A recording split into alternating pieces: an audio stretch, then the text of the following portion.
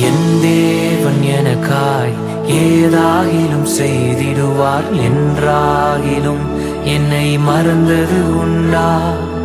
என் தேவன் எனக்காய் ஏதாகிலும் செய்திடுவார் என்றாகிலும் என்னை மறந்தது உண்டா? என்